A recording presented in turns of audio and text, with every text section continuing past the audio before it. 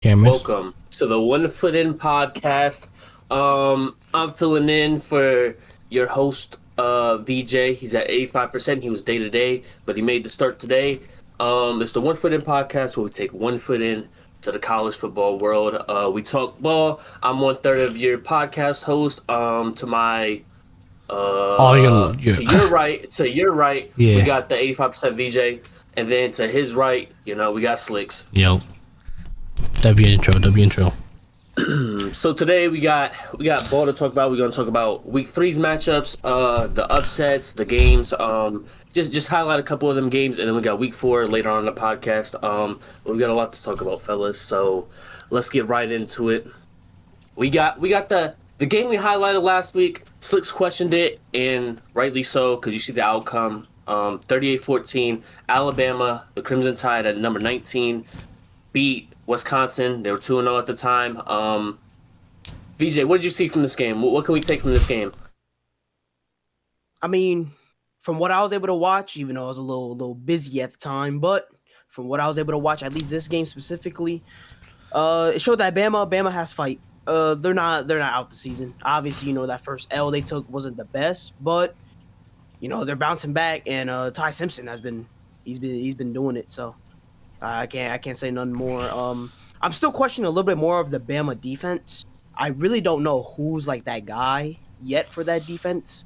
At least to me. I mean, like there's a couple of things you can maybe see here and there, but like there's no one that's standing out to me at least Yeah, when it comes to Bama. So at least that's what I've seen from Bama. Like Ty Simpson's been he really is actually like showing out he's him for real.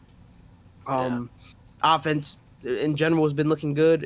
And for me, it's just I don't think they have an identity yet for defense, or do they have like that guy to put up an accountable wise? Like this is the guy for defense that he's supposed to be the captain or whatever. He's the guy that's vocal. I haven't seen that yet, but we'll see in these upcoming games for Bama. So at least I that's don't what I seen.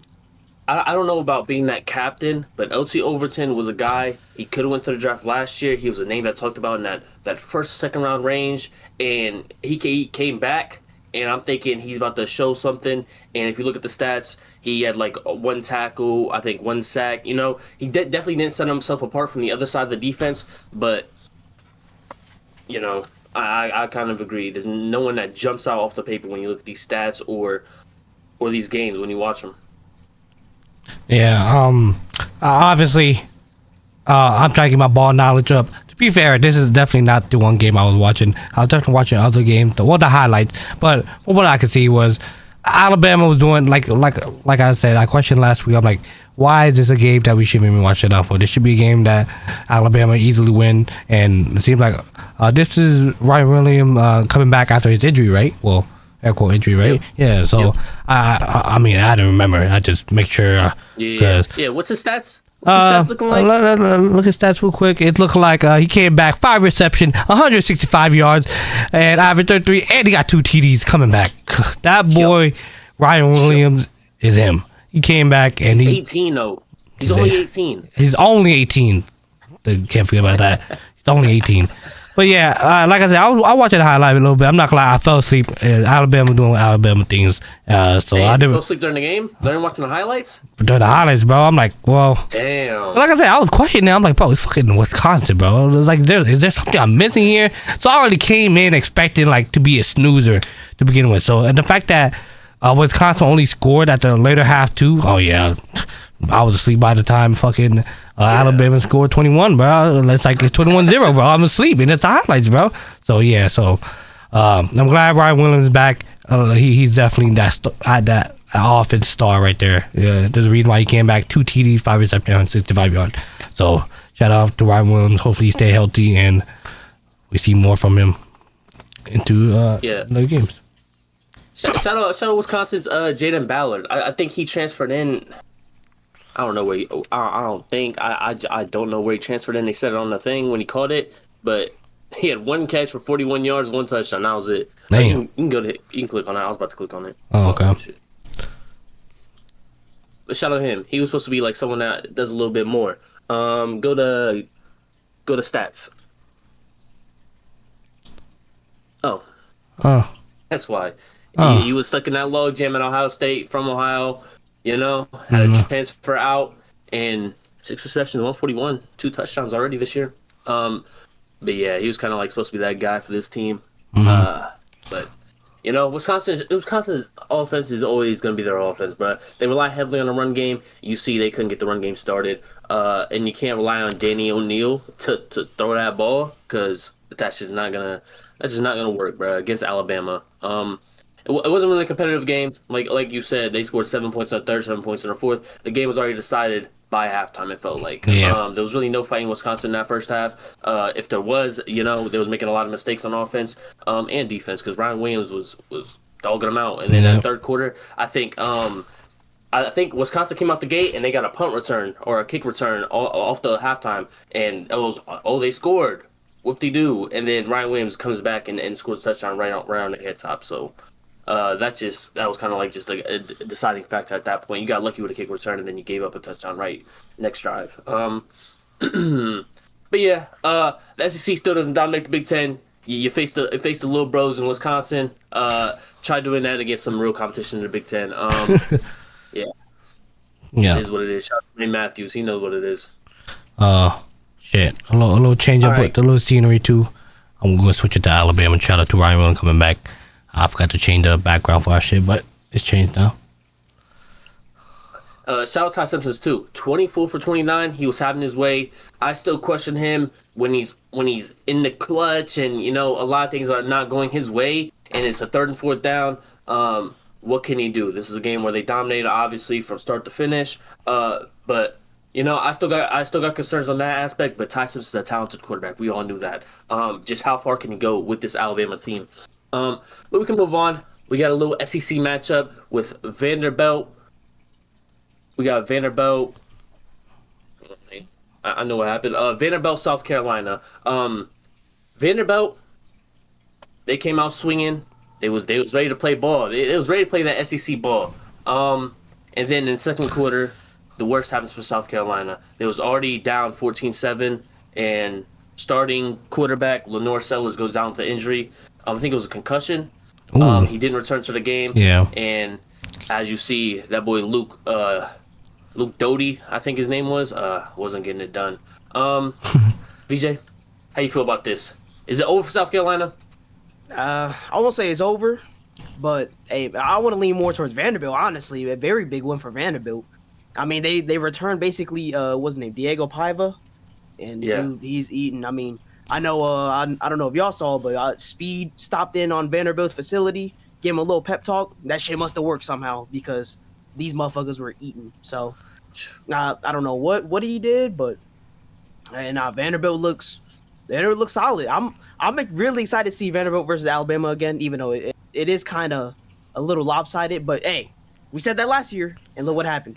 Yeah. So I'm excited, low-key, see Vanderbilt versus Alabama again this year. But Vanderbilt looks legit, man. I think they're ranked now too, so they look legit. I'm excited to see them more throughout the season.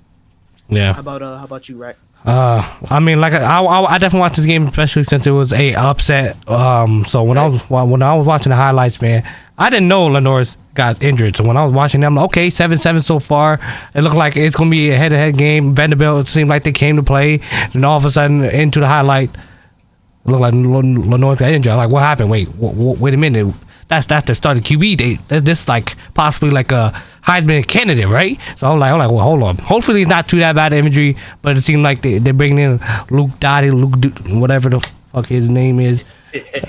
Doty, I don't know. Anyways, they brought in Luke. I was like, okay, he could be in here for a little bit till they check out Lenore, see how he's feeling, and then it seemed like Lenore never came back. They showed him. It seemed like he helmet's off. He was done going to the back. I'm like, damn, that's it. And it's like now Vanderbilt's up 7 and going to third half. I'm like, damn, no Lenore's. They gotta. I don't know what they could do, but hopefully they could do something. But Vanderbilt seen that opportunity and they just capitalized on it. They did not let off steam. They brought the pressure.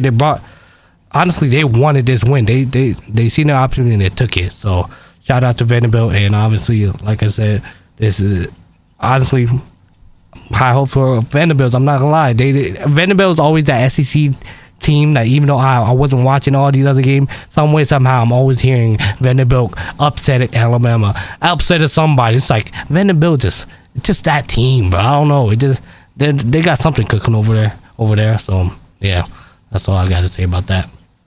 You, Cameron? Yeah. With this Gamecocks offense, it was kind of like shaky with Lenores in there, and it was kind of like once he goes down, this game is decided because of how Diego's brought back. He's the fucking, I think, 6-year senior or some shit, bro. I seen the fucking I think it was on 3. They said, "Oh, Diego's trying to get a 7th year." He called it cap. I was like, they're funny as fuck for this.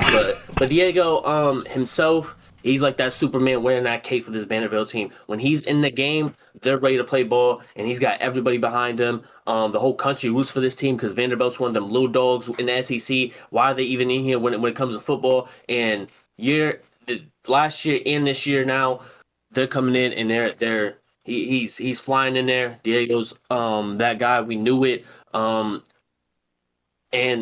there's definitely still questions for South Carolina. Norris really hasn't shown that he's progressed in his decision making and I guess timing and throwing the football. We all know what he could do with his legs, the plays he can make, but like, if you really want to get drafted, which he's hoping to do this year, and be a high pick and be that quarterback for an NFL team, what can you do? Like, what have you done to grow yourself into an NFL ready quarterback? He really hasn't shown much in this game. They were already on his heels. He already threw an interception. It was 14-7. Vanderbilt came to play. They brought that energy, and they was on Lenore's heels, and he got injured. I ain't gonna say it was a cop out, but I think Vanderbilt would have squeezed this one out regardless. South Carolina's defense is really, it was really questionable. They lost a couple guys to the NFL, but I don't know if you're losing to Vanderbilt like this with their defense, and I know you lost your quarterback. Man, this SEC play is gonna be it's gonna tell a lot for South Carolina and their hopes in getting into the college football playoffs. But just because they lost this game doesn't mean they're completely out of it. But they're gonna have to show a lot more. Lenores is probable for this week against Missouri, a hungry Missouri team. Bo Prabula, he's definitely played better than Lenores. So let's see if that can hold into this week. Not trying to go too in depth in that game, but yeah, Vanderbilt's looking like one of them ones in the SEC that could really get a couple upsets and definitely go bowling. Diego's thinking college football playoffs. I don't know about that. That might be a stretch, but they definitely looking bright. Undefeated still and now ranked. Shout out Vanderbilt. They shout out. Yeah, shout out to them. What the hell? And the rank 2. Yeah. Shout out. Number 11 team. That pep talk, bro. I think it was speed for real. Yeah. Come on, man. All right, we're going into a game that was on upset alert for us, but that Heisman top 3 favorite Carson Beck, he shut it down real early. Miami breezed past number 18 South Florida USF, and they bring the Hurricanes now to a 3-0 start and in prime position to take the ACC. How do y'all feel about it? PJ. I mean, I'm pretty sure last week I predicted Miami was gonna win this. Yeah. I mean, shout out to South Florida for giving it an effort, I guess. Yeah.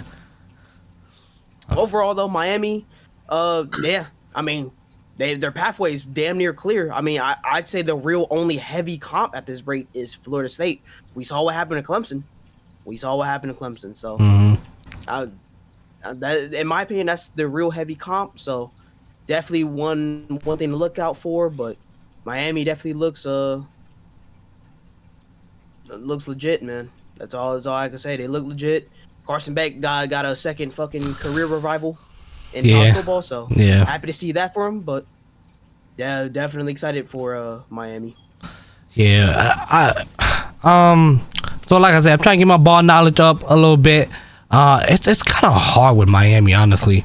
In the sense of, it just felt like it was just very high offensive, like, team, bro. It just like, if it's, I don't really see a lot from their defense, to be honest. Well, to be fair, I am watching just the highlights, so a lot of it is just Carson Beck just letting it fly, and then the receiver just catching and bringing it down fucking 5 times in a row. So That's really all I see. So it's like from their defense standpoint, is it really, do they have a bad defense, or is it really they have a solid defense and then the team that they're facing just not that, not as offensively strong as you would say Miami? So what do you think about that, Cam? Is Miami defense solid, or is it just like they just haven't played anybody to really test their defense? I think that Notre Dame game said a lot. Okay. They held Notre Dame to 24 points. And we'll talk about it later. Look how much that Notre Dame offense showed in week 2, their week 2. And I don't want to get too in depth with Notre Dame's offense, but Notre Dame offense is pretty good. Maybe they didn't have the right game plan against Miami, or maybe Miami's just that good. I don't see no names that jump off the stat sheet or nothing yet. But when your offense is putting up 49 points and doing that in college football, 49 points should be able to get it done every week.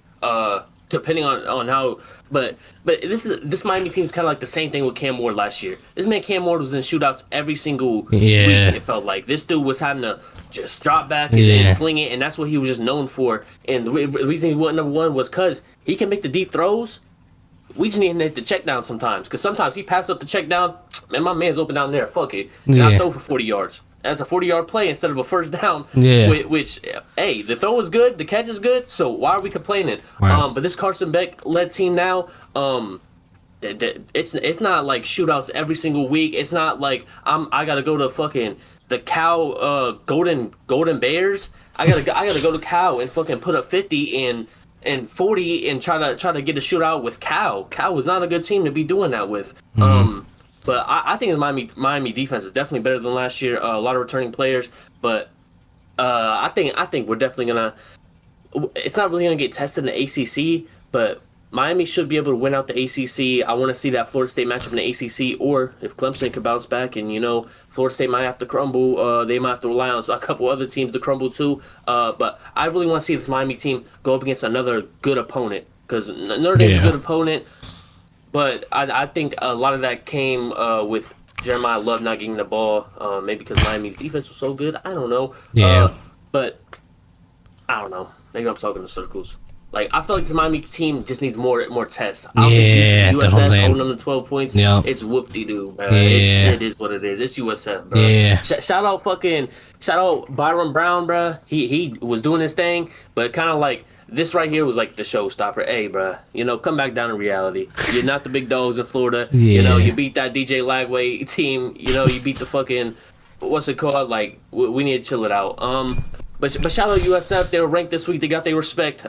But now, let's see what they could do from now on. But it was just a lopsided game from the start. I'm not gonna lie, bro. It was like Carson Beck was gonna like, hey, I need to chill out, bro. We going 28-6 at half. Yo, we're taking y'all out the game at halftime. We're not even gonna play with y'all.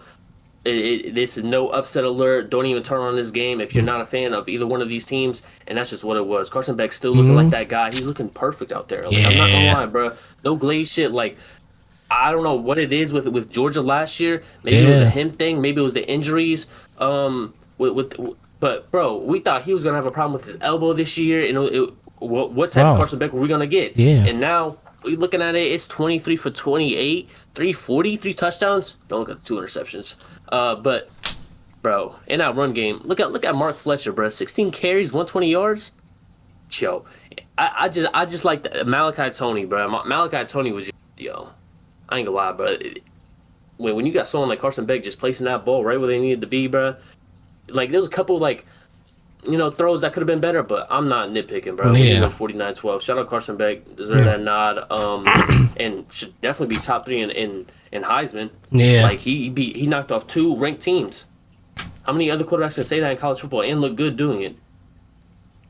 Yeah, I mean, to go back what you were saying, how with Carson Beck being in Georgia last year, him transferring, like, we might be going to circle a little bit. I probably said this already, but like I said, Carson Beck coming from that Georgia team looking like okay, it's nobody that we should be worried about. He probably gonna come to Miami, might have a solid game. Have a solid game, and then you're not challenging. He might either just fall off, or you don't hear nothing about Carson Beck, or he might be like a day 2, day 3 pick, or maybe like a free agent, draft pick or something.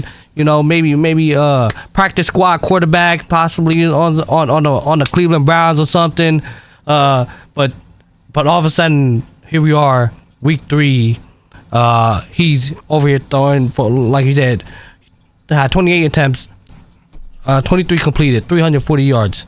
Obviously, this is against South Florida, but he's not just doing it against them. He's doing it to all the other games already. He's throwing that rock, and it's just crazy to see how that we didn't see this from Georgia. It just didn't make sense. Like, where did this come from? It just, I don't know if it was like with his position being in Miami. It's like, bro, I got nothing else to lose, bro. I'm a quarterback. What quarterback do we throw the rock? So here I am. So shout out to Carson Beck. Got revived, like VJ said, and he got a second quarterback life, and look like he might be a front runner for the Heisman. And we're gonna see how he holds up the rest of the season. Alrighty. DJ, any final thoughts? Yep. One small fun thing about it is, let's keep in mind also, they did this while also having a game delay too. So you usually when there's a game delay, you know, you like to like slow down a little bit. Like, oh yeah, let's just get the game done because it's delayed. Nah, these motherfuckers came out and just still whooped their ass. So it was like delayed for like 2 hours. It was delayed for a minute, so they came back and still whooped them. Yeah, these guys, to me, they seem legit. For sure, though, I definitely want to see them against Florida State, though. That's definitely the premier matchup. But they look the legit in the ACC. I'll put it like that. They definitely look like they're the front runners with Florida State there. So, and not to get too like crazy into their schedule, but we're gonna talk about the game for next week. But they face Florida State in 2 weeks and Florida next week. So, Florida shouldn't be nobody to worry about. Florida. Whoa, bruh. What do DJ Lagley? My fault game. All right. Anyway, Young delay and shit. All right, on to the next game. We got the upset of the year. Like, everything that happened after this game is kind of insane. We got Georgia Tech winning in Atlanta against Clemson. Oh my, Haynes King looking like he might be top 5 for Heisman. I don't know what to do, but when we talk about Superman with that cape, that's Haynes King. Put the S on his chest and everything. VJ, what'd you see from this game? And is it over for Clemson? Listen, I called this shit when I called the upset on the score prediction, bro. I said Georgia Tech was gonna take this one, bro. I had a feeling. I'm like, dude, I don't know. Clemson just looked kind of weird these past couple weeks. They just look kind of weird, and this game it unfortunately bit them in the ass. Like, they just didn't show out, and they didn't get the dub. I will say though, Clemson is definitely not out of it. But this is not a good loss to have right now. Doesn't help them at all. Yeah, it does not help them. They're probably on the backbone of, like, staying at the top of the ACC unless something dramatic happens to Florida State and fucking Miami. So, in my opinion, Georgia Tech got a great win. In my opinion, though, Georgia Tech probably takes themselves in the conversation for being up there in the ACC. Honestly, with this win can bring you up there. And so now I'm pretty sure now they're ranked. They're up there. I'm pretty sure they're undefeated still. This is yep. You gotta look out for Georgia Tech, man. They making some noise now, but you know, it's still a long season, but this is definitely a good win to start off with. Yeah, I was watching only highlights obviously, but from the highlights from what I could see was Clemson did not feel comfortable at all, bro. Like, they just felt offense or defense? Offense. I would say offense. I was just watching this game. I'm like, damn, bro. They are just not feeling comfortable. Like, just nothing was flowing for them. It's like they were just trying to hang on to anything they could hang on to, and then, like I said, they lost at the very end with that with field goal kick, right? Yeah, field goal kick that ended. It was just like, damn, bro. They was like I said, they was holding on to any type of string, and their lifeline was bled out at the end. And that boy Haynes King put that team on his back. So for this game, it always felt like, is Clemson offense ever gonna like click? Like, I understand they don't got Antonio Williams, like, but this can't be like something we're talking about in another month. Like, we gotta just stick to the facts. This Clemson team is way better than the Georgia Tech team on defense. Way better players, and they let Haynes King 300 yards. Like, I ain't gonna lie. After this game, Dabo hit the podium, or I think it was like 2 days after. They was basically talking about like, "Hey, I'm 55. If they don't want me here, I'll go to another team right now and go coach for them." Like, he was basically like tired of it. He's like, "I won the ACC 8 out of 10 years. Is that not pretty good?" Like, he was basically throwing it all out there. He said, I don't care if y'all don't believe in me no more. That's fine. I could go to any other fucking Power 5 program and make them relevant again. And that just is what it is. I kind of like that out of him. He was like pumping his chest. Hey, we're 1-2. We're not looking good. But the season's not over, and I don't care if we throw this one up, because I'm fucking Dabo Swinney. I'm him. I've been him for the last 10 years. I got national championships under my belt. Y'all could chill out with all that. And he basically like addressed the media and basically crashed out, in my opinion, after this. And I guess rightfully so. This 1-2 Clemson team is the offense. Like, the thing I'm not seeing is Cade like clicking. Like, the offense is not like, I don't know what it is. Like, they're missing something, bro. Like what is it, bro? Missing something. It's like something in his head. Like, he's not the Cade I'm like used to. Like, he should be hitting these throws. He should be like, there's no way you got TJ Moore and Brian Wesco out there, and they're like, Brian Wesco got 126 yards, bro, and it kept them in the game, yes, but you can't go into a fourth quarter with a couple minutes left and let Georgia Tech get a field goal at the end to win it. Like, they just walked it off. Like, it shouldn't even be that close. It shouldn't even be close enough where they could win it off a field goal. Like, there was really no pressure for Georgia Tech. Georgia Tech played like they had nothing going on. They didn't care about nothing. They had nothing to lose, bro. And Clemson had everything to lose, and they lost it all. Yeah. And now for the ACC for Clemson, it's gonna be a long couple months, because they do not control their destiny no more like they usually do in the ACC. And it's gonna be one of them things where if we get to December, and then that committee is looking at their losses, and Georgia Tech, they're not as good as they were when they were 3-0 at the start of the year. They gotta hope Georgia Tech is good. They better hope Georgia Tech win 10 games. They better hope that they look good, because this loss is gonna look crazy on them in December if Georgia Tech loses 3-4 games, and now it's like, that's a bad loss. Yeah. So when you take a step back, they don't control their destiny no more. I feel like they're not gonna be an ACC championship. In my opinion, like, it's gonna take like a very like historical collapse for Miami and Florida State. Not saying it can't happen, but Clemson's gonna have to win out. Also, Miami and Florida State's gonna have to drop too. And even then, I don't know if they get the nod.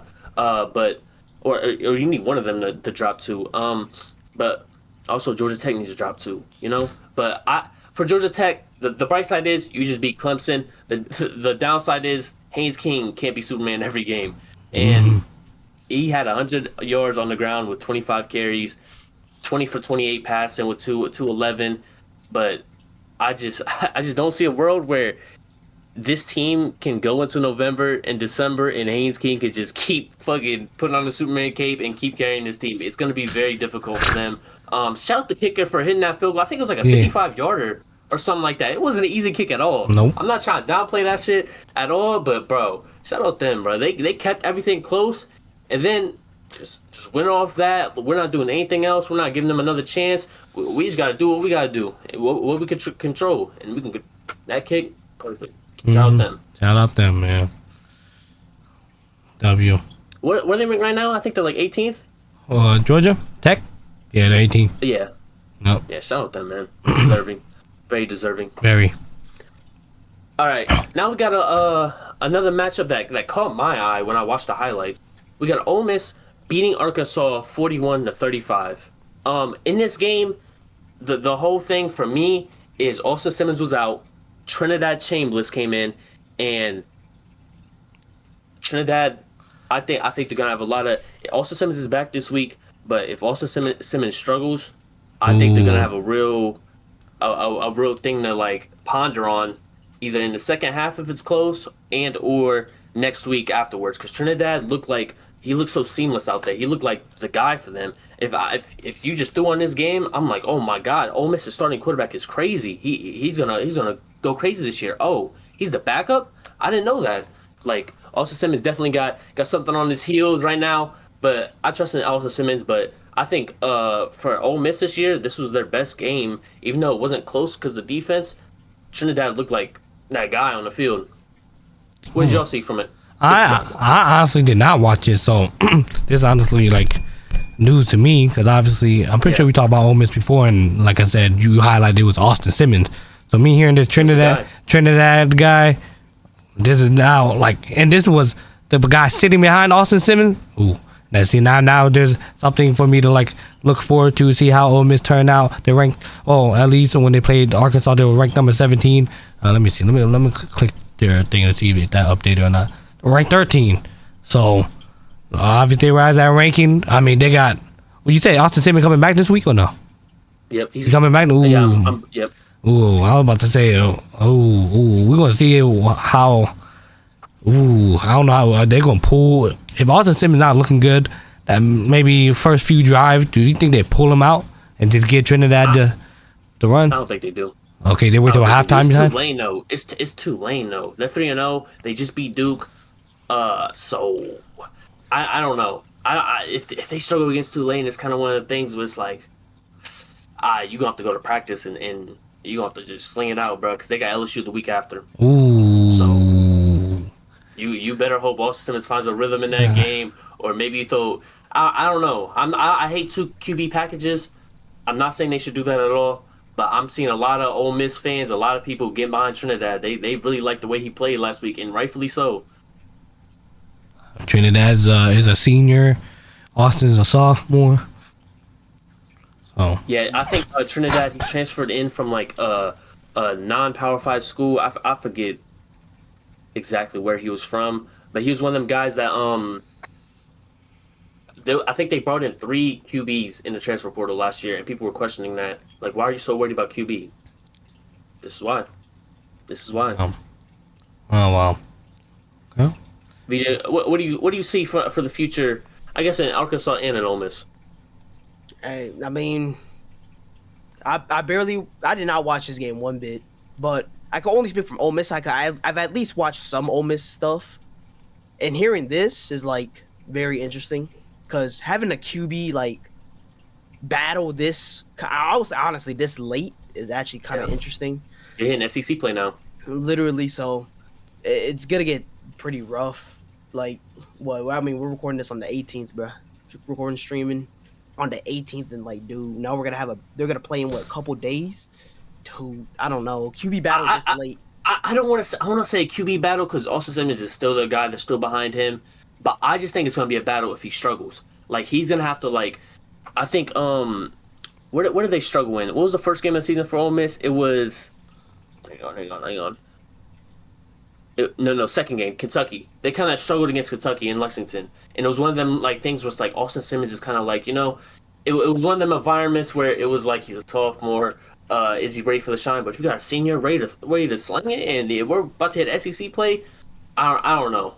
I'm not a fan of the QB packages, QB packages, but I don't want to call it a battle, but I'm seeing a lot of people getting behind Trinidad right now. So that's all I'm trying to like say. I'm not trying to say they're going 1-on-1 in practice and tit for tat, but that's fair assessment. Honestly, it's just I mean, you just kind of explained it already. Like, you kind of just got to commit with Simmons.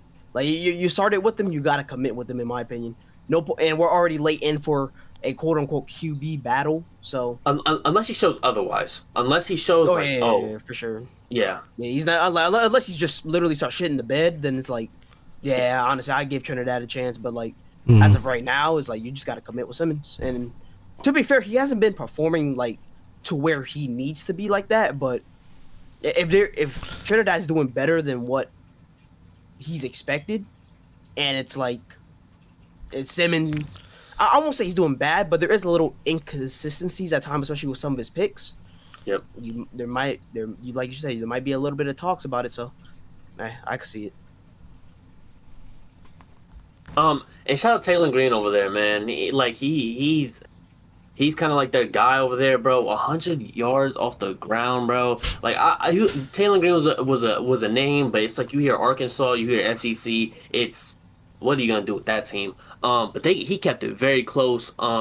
He's a very talented quarterback. Like, he threw for 300, ran for 100. Like, he's insane. I do expect Arkansas to grab maybe 1 or 2 upset wins in the SEC. That's just the energy they're bringing for me. And they only lost by 6 to Ole Miss with a backup quarterback. To be fair, but man, they can that team right there looking a little shaky right now. But yeah, not much to say about Arkansas other than like Taylor Green's still that guy. Man, I got nothing to say, man. All right, moving on to the shit show that is DJ Lagway. Went down to the Bayou, went down to Baton Rouge, and basically pulled his pants down and got that belt. Got that belt. It was a 2010 game. From my personal opinion, my personal experience, I pull out my phone, I look at the score, I'm not watching it, I say, damn, DJ Lagway right there with it. He's only down 2 possessions. He could win this.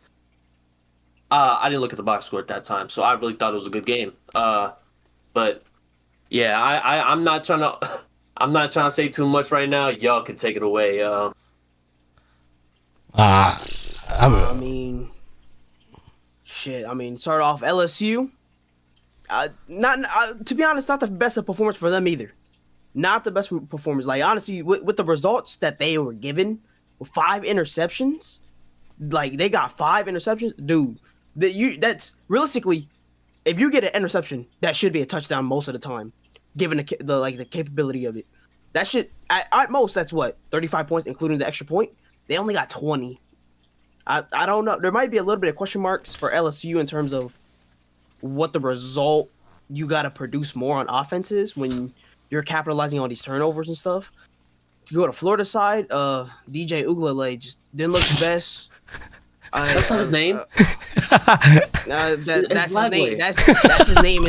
That's his name till we stop getting a fucking interception every game at this rate.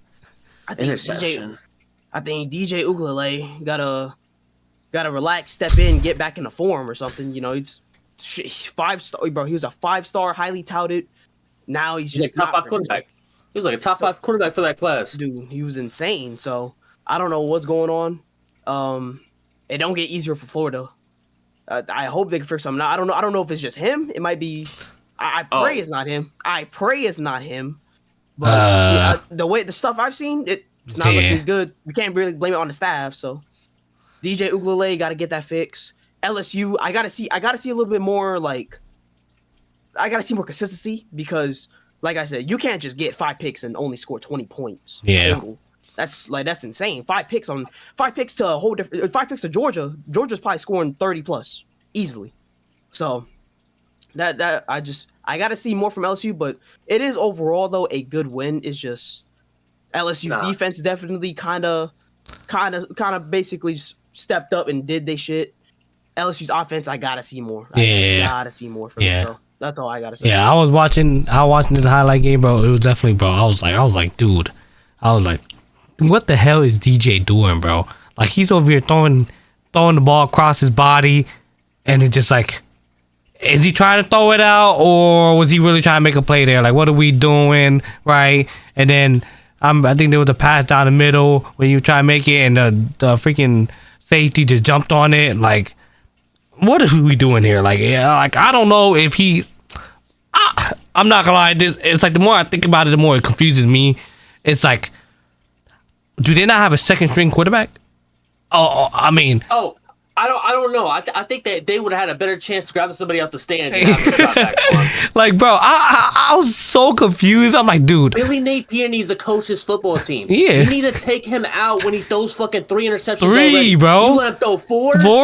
And then come back to that sideline. Hey, grab your helmet. Let me throw a 5th one. Yo, yeah. You're down 2 possessions, bro. When your quarterback is not that guy and he's having a struggling game, you gotta throw different looks. You can't let him throw 49 times. Yeah. You let DJ Lagway throw 49 times and he threw 5 interceptions and you still only lost by 10 points. Yeah. Coach the fucking football team. Yeah. Have that backup come in. I don't give a fuck if he was a 3-star transfer. I don't care if it's someone in the crowd, bro. Put some fucking pads on that guy and get him in a helmet and let him have read off the playbook off his wrist and let's go play ball. We're in the Bayou. We got nothing to lose. We just lost last week. Coach a football team. DJ Lagway is not Like, he's struggling. I don't know what it is. I don't know why he's throwing in double coverage. I don't know why LSU is only scoring 20 points off 5 interceptions, and one of them was a pick 6. Bro, Chip Kelly cannot be in that fucking post-game interview talking about oh, stop it. Stop talking about our offense. Buddy, this is college football. You can't put up 20 points and expect to win every week. It's DJ Lagway on the other side, so you got lucky this week. But that offense still is struggling, bro. Nussmeier is a very talented quarterback, but something's not clicking right now. 20 points is not going to get it done in most games. It got it done this week because Florida and DJ Lagway's fucking, he might have CTE. They need to check him every time he goes to the sideline. Every interception, I need to see, bro. What were you thinking? You fuck the iPad, go into the tent. Let's check your fucking pulse, bro, because you're not playing like a fucking a 5-star. Yo, I ain't gonna lie, bro. I'm not trying to overemphasize how bad DJ Lagway played, but this can't happen, bro. 5 interceptions, and Billy Napier can't keep throwing him out there with 5 interceptions. Like 3, what are you doing? 4, okay, what's going on? 5, sit your ass on the bench, bro. Sit your ass on the bench. Yo, 5 is insane, bro. Like most like the good college quarterbacks don't even throw 5 in a fucking season. He threw 5 in a game. Like, what the fuck? Yeah, I'm not gonna lie. I feel like if you look elsewhere, other program, use Ohio State for example, bro. If Julian Sand go out there and throw 2 fucking picks, he's done. You're done. You're sitting. He's done. He's done sitting in the effect like you're gonna sit out this like next drive or 2 and see what the fuck motherfucking what the fuck his name, bro. I forgot. Lincoln gonna do because. Oh well, to be fair, we do 2 bit, but I'm talking about if it's a close game, we're away. Yeah. I'm not gonna lie. No, I think 3 is that threshold, bruh. 3 is kind of like, and it got to be bad interceptions. It's got to be the double coverage. Yeah, the bad decisions. It's like, what are you doing? Like, what are you doing? Like, what are you doing? Like, yeah, like, what are you doing? Like, if you're doing some dumb shit, what are you doing, bro? Like, literally, that one thing I keep thinking about, like, it don't stop popping in my head is literally DJ just trying to. I don't know if you trying to throw it out or not. I literally don't know. I literally don't know what he was trying to do there. And the fact that LSU is home, by the way, they are home in Death fucking Valley, and they are only scoring 20 points. What are we doing, bro? How? I just don't know. Let's tone it down a little bit. Welcome to college football, y'all, where two SEC team, one throwing 5 picks, the other one's in probably one of the most dangerous, loudest stadium in all college football, and they could barely score points. Welcome to college football, y'all. Bro, I DJ Lagway cannot throw 49 times, bro. He threw 5 interceptions, bro. 49 times. You don't have a run game not even fall back on. Just do something else, bro. Like, bro, get him started with a screen, some flat routes, bro, something, bro. Like, that wasn't a good. That was irritating to watch, bro. Because he just kept forcing it. It's kind of like, bro, you made them throws last year, bro. I don't know what happened this year. I don't know what's going on. But Billy Napier might be on his hot seat after this year, bro. And even if he has a job next year, bro, I'm not gonna lie, bro. They have a tough schedule. We can't overemphasize that enough. Yeah. But man, these are 2 bad weeks where it's like DJ Lagway. I'm scratching my head for him because I don't know what's going on. But Florida faces the ACC team next week, so we'll kind of see what's going on there. But I need Billy Napier to coach his football team, bro. That was insane to watch, bro. And Chip Kelly, I don't know why he's getting mad, bro. The offense has been a struggle, like, other than week 1, it's kind of been a struggle since then, bro. It's kind of like, yo, Nussmeier is like, he could do so much, but y'all got to get in that fucking end zone, bro. 5 interceptions, and you score 1 touchdown off that. I don't even know if they scored off the interception, bro. The only score off the interception is the pick 6. And that's the defense doing everything. Another shit that kind of seemed like a deciding factor, but it wasn't. It was kind of relevant at that point. Is Whit Weeks. I think off the first drive he hit Lagway. I think he went for the tackle. Maybe it wasn't Lagway. Maybe it was just like a hospital ball or something. But it was kind of like he went for the tackle and he was just trying to be super aggressive because that's just who he is. And he hit helmet to helmet. Got kicked out the game. He's one of the guys that's like. He's the white boy that's fucking ready to play ball and hit you head on. Not maliciously though. He's just very passionate about the game and shit. So I hate targeting calls, bro. I hate most of them in college football because most of them just like. Oh, you couldn't do nothing there, bro. Intentional, bro. Yeah, like, we need better rules for that shit, bro. I don't know. But yeah, this game was something I thought could be something bigger than it was. We didn't even talk about it last week, and that's on us. But shit, true. we shouldn't even talk about it this week, bro, because there's nothing good that came from this game for real, except the defense for LSU. Shout out them, they look legit. Or maybe DJ Lagway's just ass. I don't know. Bro. But nah, LSU's defense is really good. Yeah. All right, man. Let's any final comment? No, we don't need no more final comment. We got all it out. Let's move on to the next one, bro. Jesus. All right, we got Georgia beating Tennessee. So Georgia won in overtime, but Tennessee shouldn't even let it get to overtime. The full breakdown is Tennessee with I think no time on the clock or maybe a couple seconds left. They had a field goal and basically I think they got delay a game or false start or something. They got a 5-yard penalty back and they kicked the field goal and he missed it. Let's go back a little bit. Let's go back a little bit. This is what VJ pointed out for me, so I'm gonna steal it from VJ. They were on 3rd and 10, by the way. 3rd and 10. They had all the timeouts, right? Yep, I'm pretty sure. Couldn't try to run the ball down the middle a little bit, you have a timeout. You could have just try 4th down, timeout. Now go set up the kick. But yeah, that was something VJ put to me. It was 3rd and 10. You have all your timeouts. You could try to push the ball up a little bit more, then call timeout. Now it's 4th down, whatever. Now you could attempt a field goal kick. So it's and what was the flag? What was the flag again? It might have been false start. Yeah, it was only 5 yards. So it might have been false start. It was only 5 yards, but bro, that was such a deadly. That was one of the things where it's you did not need to take that. Yeah. But I felt bro, you're in Tennessee. You got the checkered patterns and shit from the crowd. It's you feel good. Aguilar started off great. They threw different looks at him. He threw 2 interceptions. That was Aguilar gonna have to fix them when he come out of half. He kept them in the game, and he was right there. And that kicker, I'm not gonna lie. If I'm all of his teachers, I'm gonna lie. I'm flunking them. Buddy, I don't care if you had a B. I don't care if you had a C, bro. I'm throwing in that test and I'm canceling them grades out, bro. I ain't gonna lie, bro. Crazy. You gotta fail after that, bro. This was the turning point in SEC potentially, bro. You got Alabama not looking like Alabama this year, after them. But this was the time, bro, to check out one of them juggernauts, bro, out of the SEC. This was your opportunity to beat Kirby Smart, bro. This was your opportunity at home to have that signature win for Joey Aguilar. And once he missed that, I was like, man, it's going to be a tough week for Tennessee if they can't pull this out.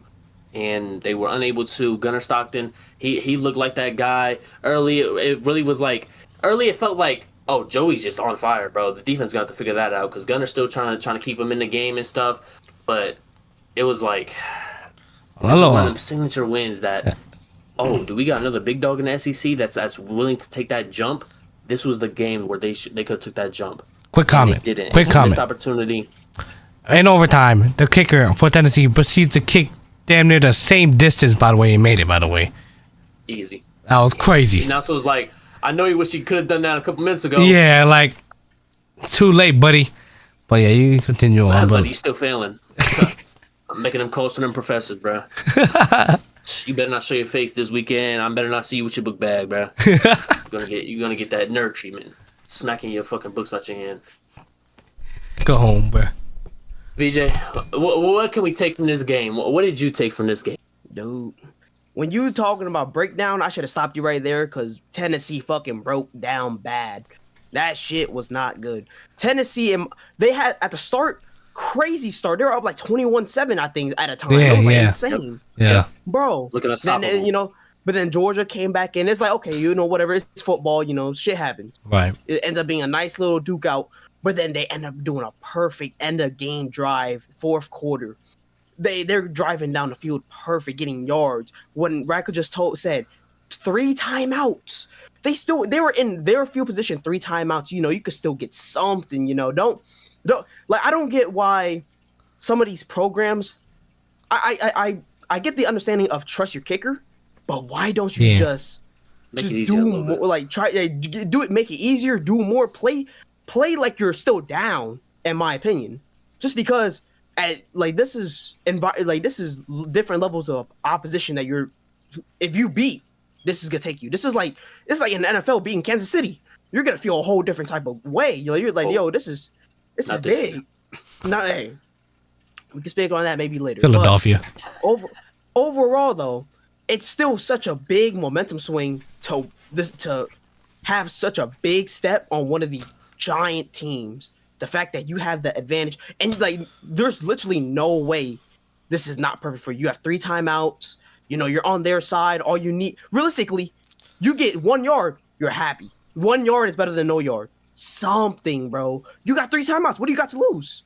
Bro? The game is in your hands, and they fumbled the bag so hard. Missed field goal, go to overtime, sold the bag by him making a field goal in overtime already set the tone. I'm like, bro, if Georgia even gets any form of good yards, it's over. First play, I'm pretty sure they got like fucking 20 yards. I'm like, yeah, it's fucking over. You don't even need to watch this shit, and they end up scoring a touchdown. Yep. So I'm like, yo, this game doesn't make me mad. It just makes me so sad for Tennessee because I don't know. Like, I don't like Joey Aguilar, bro. He had himself a game, bro. Yeah. But I saw no bads damn near. Like, he might have had a couple bad shit. Right. But majority of the time, One of his interceptions I saw was good.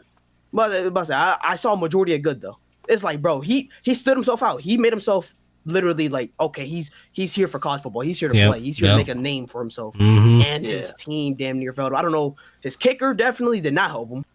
And then the coaching staff definitely didn't with some of these shit play calls that Tennessee fucking stacked the middle and everyone go out wide acting like this some backyard football. You gotta switch this shit up, bro. I can't lie. This shit's kind of whack. Like, I don't know, bro. It was just sad for me to see that for Tennessee, especially just more Joey Aguilar. That's what I do. He played his heart out, and he didn't deserve. He himself did not deserve that loss. So I just feel sad for Tennessee, but Georgia, they took advantage of it and they won it. So congrats to them, I guess. I mean, another shout out is that Tennessee offense and how unstoppable it is. Chris Brazil, I don't know how you say it. I call him Brazil. 6 receptions, 177 yards, 3 touchdowns, 72 long. Like, bro, he single-handedly carried this shit, bro, with fucking Joey, bro. And shout out Mike Matthews, had a couple receptions too. Those are 2 guys I highlighted that was like, bro, these guys are deep threats, and one of them made you pay. Bro, he was destroying the safeties and cornerbacks in coverage. Like, it was to the point where, bro, Malachi Starks was their guy last year at safety for Georgia. But, bro, that game right there, it was like, you got to double this man, bro. I'm not going to lie, bro. Like, Joey's making them throws, and he's beating you every time. Like, it was to a point where, like, he was able to just get 5 yards on the cornerback because they was playing all. They had to, bro. Like, that speed was impeccable, bro. He was just beating everybody downfield, bro. And the safeties, I don't know, bro, they wasn't helping enough with the cornerback. I forget what the cornerback name was. I think it was like number 7, bro. Number 7 on that fucking defense was just getting abused, bro. I felt bad for him at one. I was like, yo, someone gotta help this guy, bro. He is not getting it done, bro. It was like one, like, I think touchdown pass and then one like on the goal line damn near. This is crazy. But yeah, shout out Georgia. I guess you tip your cap to them again. But man, there's competition in the SEC, and Tennessee had you on your heels, had you shaking in your boots, and they choked it themselves.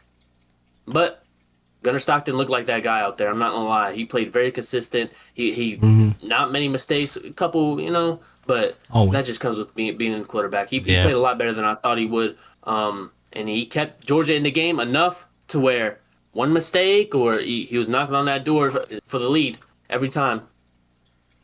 And there was a couple times where Joey Aguilar was down. It was like a 28-21 game, I think, and he was able to lead that drive and keep them fighting because it was a couple times where I'm like, oh, Georgia's about to pull away. Nope, Joey's gonna put on his cape and lead them to that end zone and keep them in the game.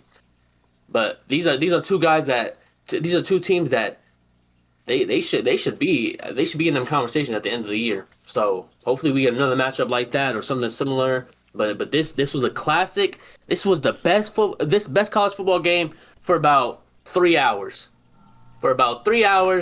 And then we get to a Texas A&M Notre Dame classic. This was a classic.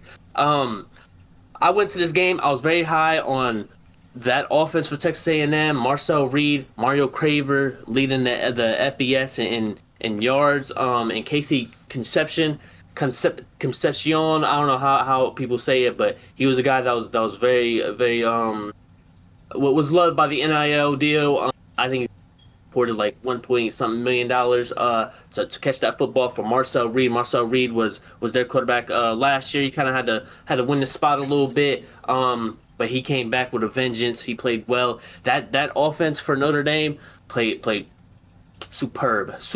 Like Texas A&M played great, but Notre Dame right there, that CJ Carr guy, he's looking like the guy for the future. Jeremiah Love finally get some touches. He was getting some shotgun, some wildcat snaps directly to him. Jadavian Price, he got 2 touchdowns. He was getting it done on the ground too. Like it was like Jeremiah Love on the game. We're gonna throw it to 24, gonna run that ball as well.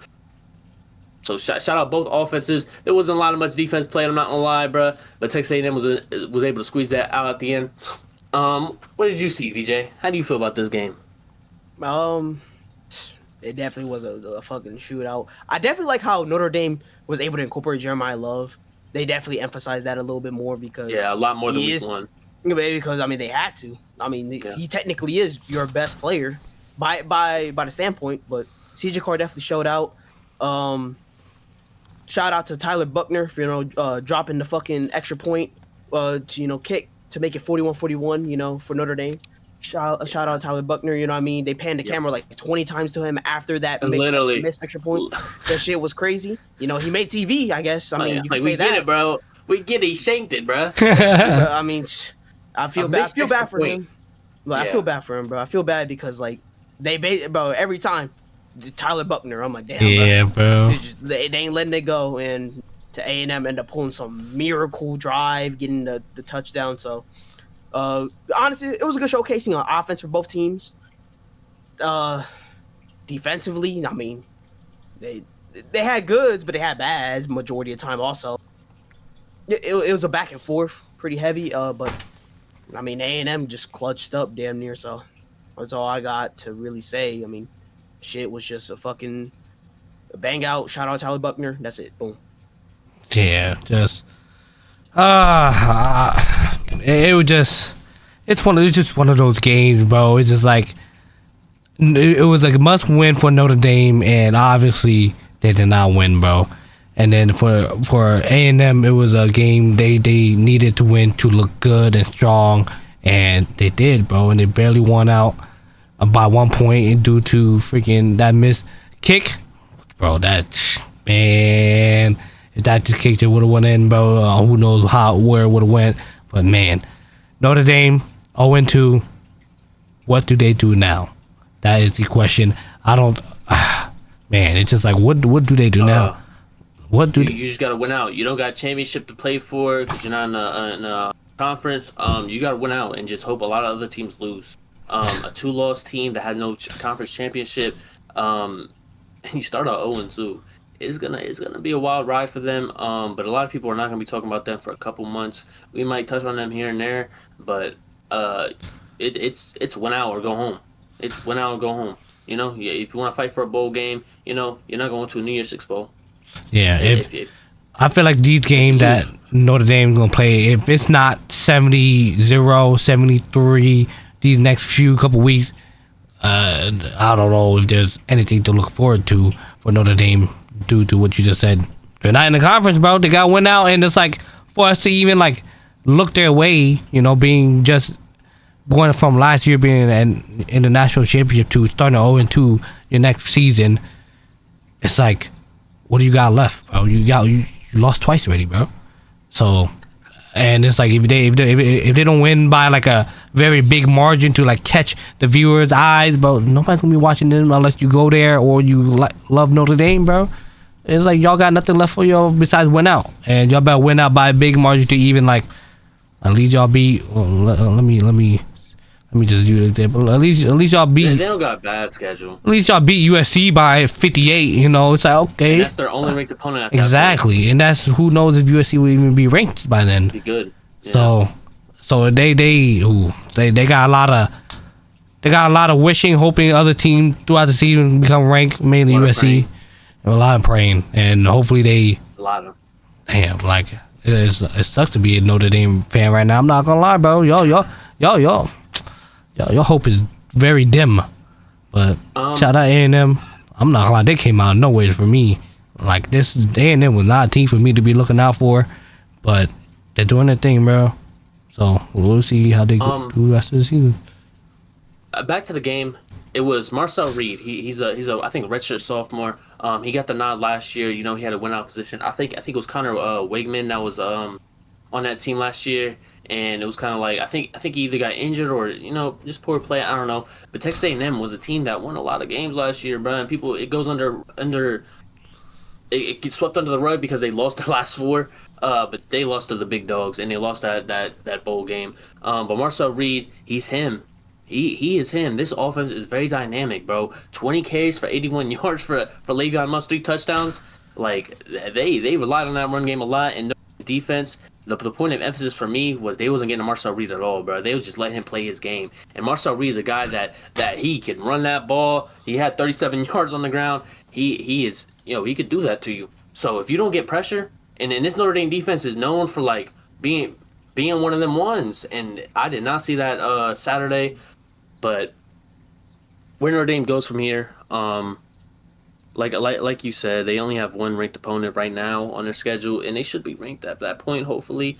But they did this to themselves. They're not in a conference. They made their schedule like this, and now they gotta do a lot of hoping and praying for the next couple months to even have a nod or a chance at a potential playoff spot. And that sucks for them because having your season end after your week 2.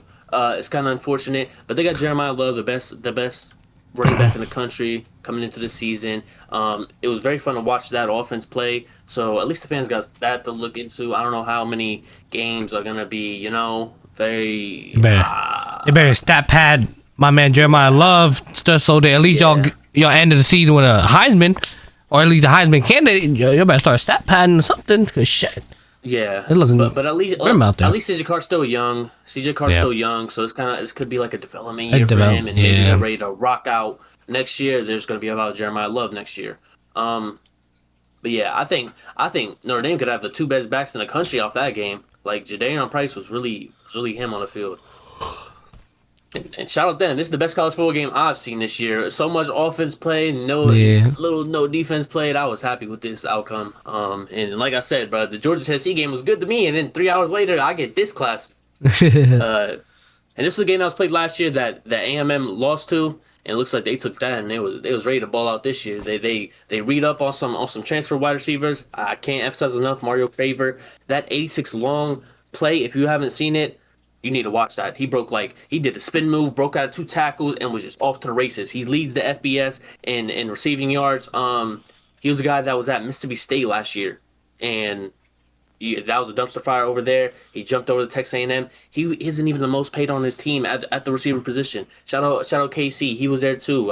He didn't have a touchdown. He didn't have no crazy play like Mario, but he was still that guy. He had a long play for that 45-yarder, set him up on the goal line, and that's where Le'Veon Moss just was getting his groove on. He had a long of 12. Le'Veon Moss did. He was just punching it in every time, and they could rely on him to do that. Marcel Reed is that guy. I fuck with him. I'm a big Marcel Reed guy, and I think this Texas A&M team could do some damage in the SEC. And this is just the first domino falling in their season. Hopefully, a lot more to come, and hopefully, we can talk about Texas A&M at the end of that season because this offense is so fun to watch. Shout out Texas A&M and good luck to Notre Dame, bro. See y'all next year. All right, we can finally talk about this week's matchups. We got a Big 12 matchup with 2 heavy hitters. We got Texas Tech 3-0, Utah 3-0. I don't know how much y'all know, but that man Dan Pierre down there is one of them guys for the Big 12. That QB, as you can see, he leads in rush yards and pass yards. So that shows what type of guy he is. And he's been carrying a lot of the load for Utah and making them very relevant now. And I think Utah could be one of them teams that go deep into this Big 12 schedule, and you're talking about them only losing 1 game. And not to downplay Texas Tech, but I haven't really seen them have. Can you look at their schedule real quick? I'm not trying to go to the schedule board and shit, But I don't feel the same about them because they really haven't faced nobody. That Oregon State team, I guess we'll get a taste of them. Pause with the Dante Moore led Oregon Ducks this week, but they're getting beat out. They're being Texas Tech had beaten Oregon State 45-14. But this could be one of them wins for Texas Tech to take the lead in that Big 12. You got Iowa State over there fighting too. This is one of the matchups that Iowa State and that football team better be watching at noon. How y'all feel about this? Anything to touch on? And if you haven't watched either of these teams, I think this game, if it's a blowout, I think you should still watch it because both teams are very good for the Big 12. I mean, the only team I saw from this was Utah. I only watched Utah. I haven't watched Texas Tech. But I mean, I'm excited for Utah. I mean, I've been the whole shit I've been hearing as a little joke is that they got a black quarterback. So I don't know how big of a difference that makes. But I mean, hey, Utah going crazy. They undefeated right now. Yeah. I feel actually. Utah beat UCLA 43-10. We thought that was just like shocking. But it's obviously not. I mean, hey, I mean, I'll definitely keep my eye out for this game. I mean, this is a noon game, right? Yeah. Yep. Noon game, yeah. I'll definitely keep my eye out for this. I mean, good way to start off college football weekend. Yeah. So Big 12 I'll keep matchup. my eye out for this. Yeah. I mean, overall though, I want to see more of this Utah team. Like I said, this is the only team I watch in terms of like out of this matchup at least. And they look decent when I saw them, but to actually get a full like look into them, this probably be my first true game getting a true look into Utah like that. But Yeah. hey, shout out Utah. I'm in the same boat. You catch me watching that highlights. Even if I have this on the TV, I'm probably editing. So unless I hear the announcer, I'm probably not looking at it. I probably already missed whatever happened to hit a replay, and I'm still back to watching highlights anyway. So, like I said, Cam said these two teams I should be looking out for. I definitely will. But they're both 3-0. One of them got to come out there with a loss. Where Utah is home, correct? Yep. Oh wow, it's 16 versus 17. I didn't even see that. So. Yeah. Oh wow, so it's gonna be a close game. Well, it seems like ESPN got Utah winning 65%. I would assume so. They're ranked just one rank ahead, and they're home. So, okay. And that's all I gotta say. All right, we got an in-state rivalry. I guess we call it that. Dante Moore and the Oregon Ducks finally face competition? ? This is gonna be the game before they face Penn State. So this is one of them games you want to get in rhythm early and just, not overlook this team, but kind of move on. Yo, what was that number up there with the percentage? Yo, 98. Yo, yeah, Oregon State. I think one of the only Pac-12 teams left. Yeah, they're not holding it down for them at all. They're on 3. I think I've seen Murphy play. Yeah, 6 touchdowns and 5 interceptions. I think I've seen him play, but he didn't play good. But yeah, I don't know too much about this Oregon State team. But yeah, it doesn't look good for them. Yeah, honestly, we mainly got this up. Obviously, it's a in-state rivalry, even though it's looking like it's a one-sided rivalry. But you never know. But anyways, Oregon State 0-3. But the main thing is we have yet to talk about Oregon so far. So honestly, that's the reason why we're up here. We got them up here. We're gonna talk a little bit about Oregon. Honestly, I don't think they played anyone that they Oklahoma State. Yeah, I mean they played three games. Oklahoma State the only one that maybe will ring some bells, but then again it's 69-3. Nobody's giving a fuck about that game. So seems like their offense, sheesh. They got an offense, that's for sure. It sounds like their offense is even more stacked than it was last year. We're just gonna have to wait and see when they really get tested.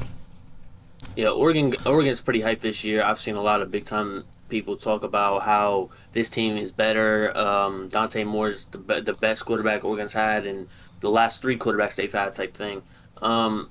I really haven't seen them play against competition. They're just rolling over teams. Yeah. That Northwestern team scored 14. It was late in the game. They probably had the backups in at that point. And I did watch Oregon State last week. They faced the Texas Tech team. So all I can say is Malik Murphy. He looked lost out there. I ain't gonna lie. He just looked completely out of sync. And From what I've seen, I think he was like the most hyped quarterback going into Oregon State, like in the last couple seasons, because Oregon State don't really got nothing going on. But he looked lost out there. He was just throwing it. He was just chalking shit up, Damn. just chugging it, praying. If they get beat by Texas that bad, I don't know what Oregon's gonna do. But Oregon's done what they needed to do to win these games, man, and win them very early. Yeah. But shout out Dan Lanning, man. Yeah. I mean, bouncing back from last year, look like they're having a good season so far. They just gotta see what happens against this first test against Penn State, because obviously Oregon lost to Ohio State in the Rose Bowl, but they beat him in the regular season. But which one matters more? Y'all know how that played out. So them starting 3-0, rolling over every team that they should be rolling over. That's good. A good way to start off the season. Good way to have hope in the season, even though everybody all have hope. Started from what they had last year, bringing in Dante Moore. So obviously they should be more established, and them coming out swinging the way they did, scoring the points they are. Like I said, the big test is the Penn State game, and that Penn State with Jim knows at defense. So I'm just gonna leave it at that. Any last comments from y'all too? I'm good. We'll keep it rolling. The next one. Y'all basically took everything. We got nothing else. All right, we got Jackson Arnold coming back to Norman, Norman, right? Jackson Arnold was the quarterback last year. Transferred to Auburn. Auburn's 3-0. They got John Mateer now for Oklahoma, and he's putting up a Heisman candidate #1 position potentially. And they get Auburn in town, so this is one of them games where I think could be the best game of the weekend potentially. I like this. I like Jackson Arnold. I was able to watch him last week, but it's gonna be tough for Jackson Arnold. Just because of how crazy that Oklahoma team went up against Michigan. I don't think Oklahoma faced nobody last week. I think it was a rollover game for them. But we've seen how crazy this Oklahoma defense can be, how dynamic it is, with the pressure, with the secondary and coverage. Them front seven is no joke. And it's gonna be the first real, I think, challenge for Jackson Arnold now going into the SEC play that he's about to have to go against. It's the first real challenge, so let's see how he can do. And then John Mateer, can he keep up this Heisman candidate while facing another ranked team? Is he able to do it again? I think John Mateer got it, bro. Especially them home, and then I haven't watched a lot of Auburn this year. Honestly, I'm surprised they're doing as well they are right now, to be honest. So where the fuck they come from? Jackson Arnold's really good, bro.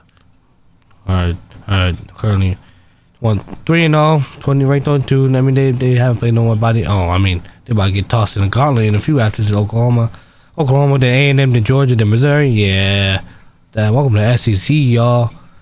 So shout out to Auburn doing their thing this season. Like I said, I haven't heard nothing much from Auburn, but obviously from Oklahoma, they beat the team up north. So obviously, I'm a little bit in tune a little bit. And John Mateer definitely got that Heisman candidate game going for him, so hopefully he keeps that going. And Oklahoma, just to ride tall, because I'm pretty sure we looked at Oklahoma earlier in the week, and Auburn wasn't ranked, so we was assuming like they're just gonna roll over Auburn possibly. Started looking at Texas, South Carolina, that final stretch. So see, having this ranked number 22 Auburn in the schedule, it's only going to help them later in that December in that committee meeting room, saying, hey, they knocked off number 22 Auburn, they knocked off blah blah blah. So high hope for Oklahoma this time around, and Mateer just need to keep having these Heisman games, and Oklahoma's looking like a team to be messed with going into December. BJ? Hey, I mean, it's definitely going to be a fun game to watch if you're an Oklahoma fan, because Jackson Arnold's about to get shit boo crazy anytime he gets the ball. Shit's about to go insane.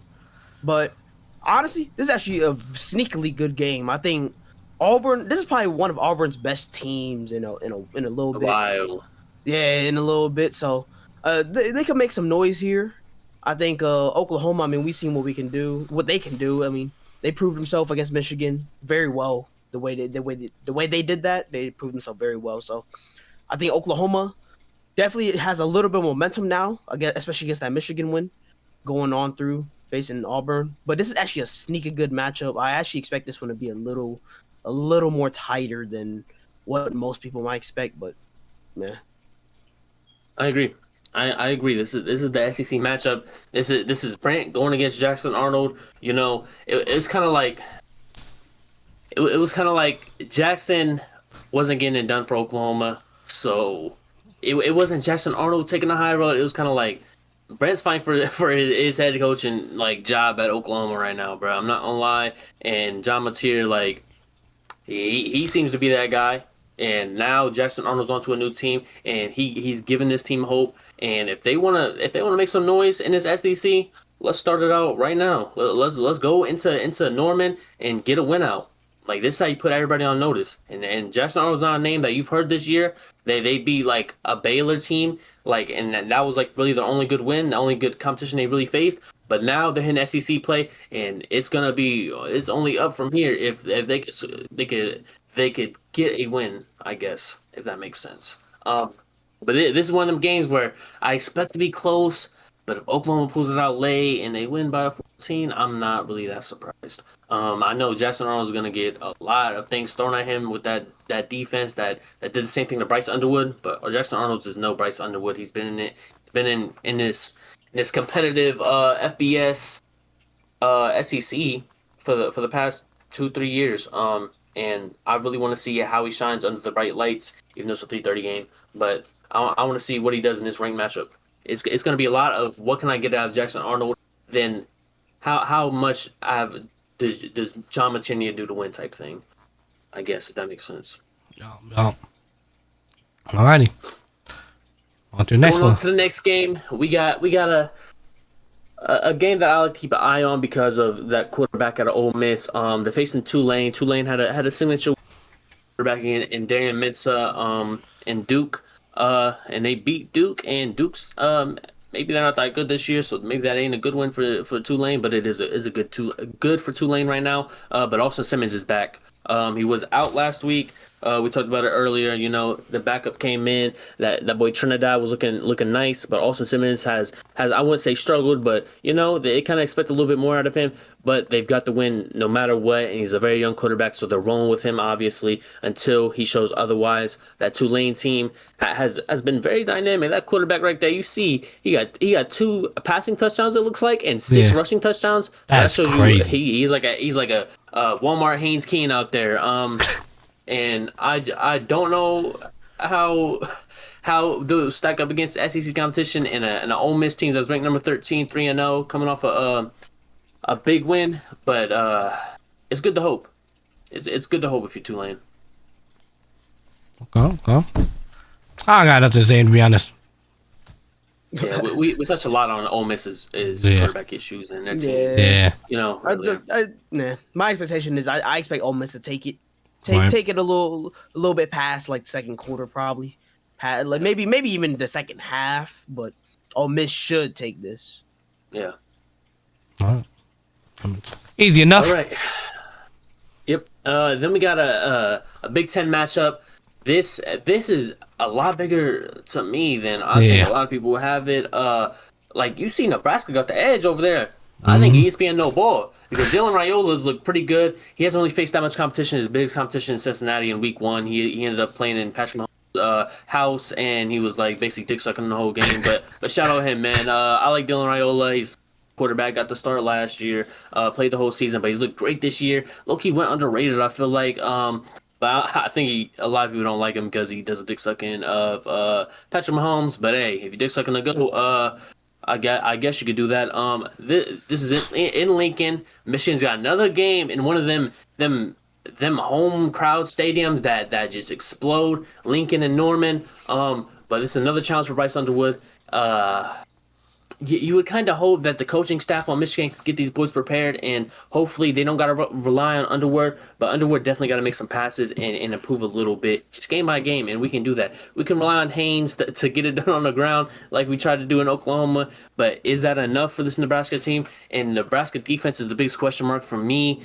How good are they? They're hitting the Big Ten competition now, and if they can squeak out this win, they should be ranked the next week. They should be 4-0. Nebraska should be ranked and should bounce Michigan down to 2-2, which would be insane. But this could be a signature win for Dylan Raiola to take that step and help Nebraska finally come back. I'm not saying that Michigan win is gonna make them super relevant again, but it's definitely a good start as a sophomore quarterback and kind of the face of that program. Definitely the face of the program. Yeah, for sure.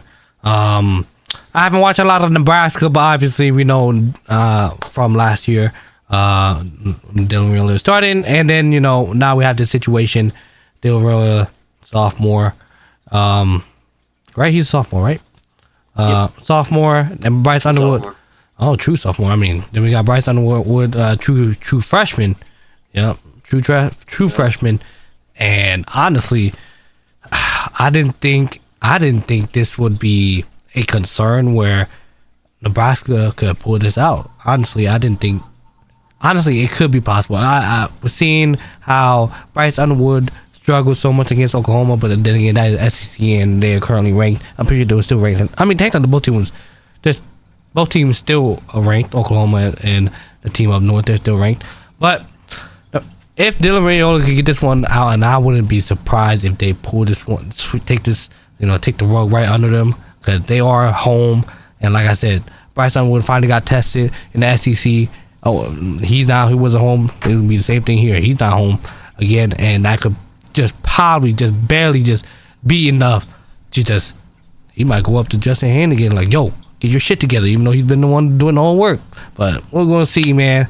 Obviously, as a Ohio State fan, we wouldn't want nothing more than to watch this team completely dissembled by the time they face us. But hopefully, Patrick Mahomes get it done on the other end, and yeah, VJ.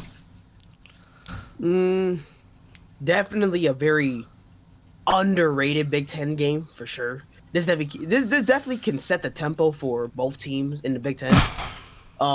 Michigan especially, because they got damn near of a cupcake.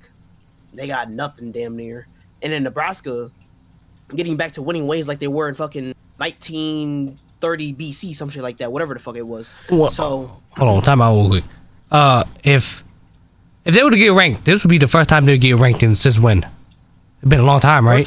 Nebraska. They were ranked. I think they were ranked last year. They couldn't beat a ranked opponent. That's okay. They were unable to beat the ranked opponent. So, I mean, yeah. But I said this is good start for both teams. I mean, one of these two teams is gonna come out with it. I mean, Michigan. I think if Michigan wins this, I think this is a good win for them to start off Big Ten play. Yeah. Because Nebraska honestly could be one of those ranked teams in the Big Ten, and Nebraska, on the other hand, could definitely take this one as a they could take it more as we're back. Last time we seen this, I saw dinosaurs. So, this is definitely a good way to get back in the rank scene for them. So it's good for both sides. I actually am gonna keep my eye on this matchup heavily for the Big Ten purposes, obviously. But overall, though, I kind of expect this game to be solid, middle of the pack. Surprisingly, I really do favor Michigan a little more than what the odds have it. But I mean, this is still definitely a good game to watch for sure. Yeah. I really think coaching is a big emphasis on this game, because Matt Rule, he kind of makes me cringe a couple times. But he's having fun out there. That's fine. But I think it's could come down to a coaching battle. These are two I keep an eye on this because these are two B tier Big Ten schools. So I think the way that this rolls, if Michigan can win this game, they should be able to win a lot more games and potentially fight for a Big Ten championship spot. And if they are able to do that, they might be able to squeak in this college football playoffs. I think a lot of things will have to go right for that to happen.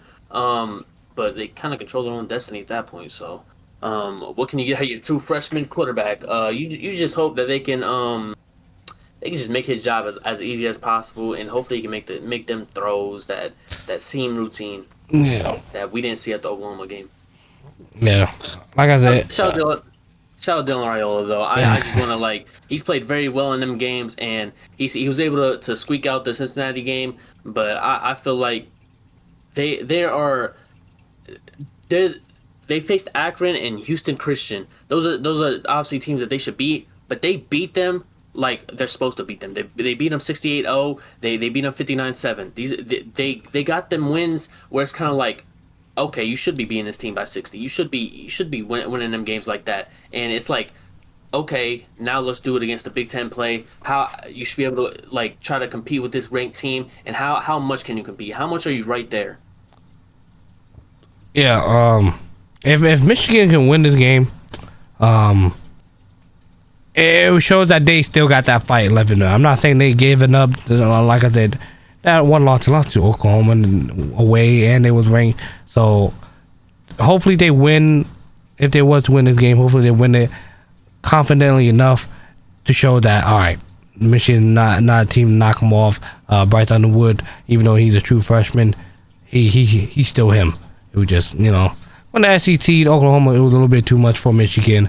But now we're back in Big Ten territory. We could see we still in it. It ain't over till it's over type thing. So we'll see. We just gotta wait to see what Michigan do with this game. It will be at 3:30. Okay. So yeah, that's all I gotta say. On to the next one. Oh no. Yeah, I want to move on to the next one, but I want to go to another Big Ten game. This is one of them ones that we talked about this game being a very underrated one. I think this is the 2C tier potential Big Ten teams. It's gonna be Michigan State versus USC at USC. Aiden Childs, shout out him. He's Michigan State's quarterback. People are saying this is one of the best quarterbacks that Michigan State's had in a while. He was there last year. Put up some decent numbers. Don't like that TD to interception ratio. He had 13 TDs to 11 interceptions last year. Was able to clean it up and played a lot better. But on the other side for USC, I ain't gonna lie, Jada Mayava, he's looking like the real deal. I'm very high on this USC team because I think they can make some noise in the Big Ten just because of how cupcake their schedule is. I think, and I'm saying cupcake, but they face Illinois, Michigan, and Notre Dame back to back. But I think we're gonna see how true Michigan is right now. Illinois, I don't know if they can squeeze it out, but I feel like that's one of the more beatable teams in the Big Ten that are ranked. And then Notre Dame, we'll figure out what they got going on in October. Even if they chalk it up with a loss there, I think this team can be a 2-3 loss team in the Big Ten. Not saying they're fighting for a college football playoff spot, but they could definitely be one of them teams that's showing how good the Big Ten is and how much USC has improved since joining the Big Ten. Yeah. UCLA needs to take notes. I'm already tired of them, bro. 0-3 is crazy. Making us look bad. Yeah. USC, Michigan State. I'm not gonna lie, I haven't looked at Michigan since that one season against CJ Stroud. They were ranked one number, but they was ranked that high, and CJ Stroud came out throwing fucking 6 TDs or some shit. Come on, gang. It was 49 something by halftime. Come on, bro. Anyways, that's the last time I even heard anything about Michigan State. But seeing them 3-0, props to them. Even though they obviously they haven't played. I mean, they went to double OT with. Yeah. Oh shit. Boston College, I think. Boston College. I mean, shit. I mean, at least y'all pulled it out, but. Yeah. That's why I call them a C-tier team. They beat Youngstown State 41-24 last week. Yeah. But I just like this USC team, and they're kind of it's kind of their first test. Yeah. But shout out Childs on Michigan State, man. He's been slinging that rock. Okay. I mean, gonna be home. Something to watch out for. Yeah. BJ, you got anything? DJ.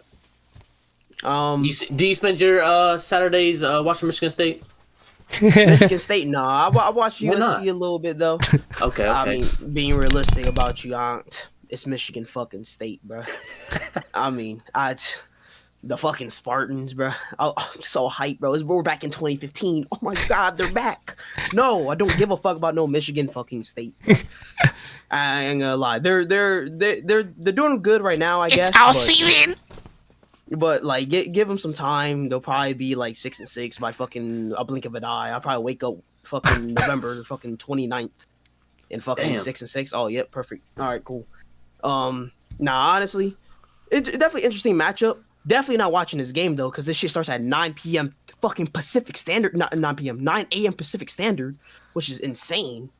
I'm like, bro, they're at USC. They're starting at 9 o'clock. I'll be surprised if they even have fans awake for that shit at 9 o'clock. What? Yeah, bro, it's probably gonna, bro. 11 p.m. Listen. Yeah, 11 p.m. It's 11 p.m. Eastern. No, it's 11 p.m. Eastern for us. Yeah. It's 11 for Eastern for us. It's 9 over there. It's gonna say, bro. It's gonna be 9 over there at California, bro. At 9 to California. 8, not even worse. It don't even matter, bro. With my small time when I lived in Cali, bro, everyone was not functional until like noon.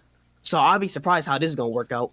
So, like, this is, I don't know.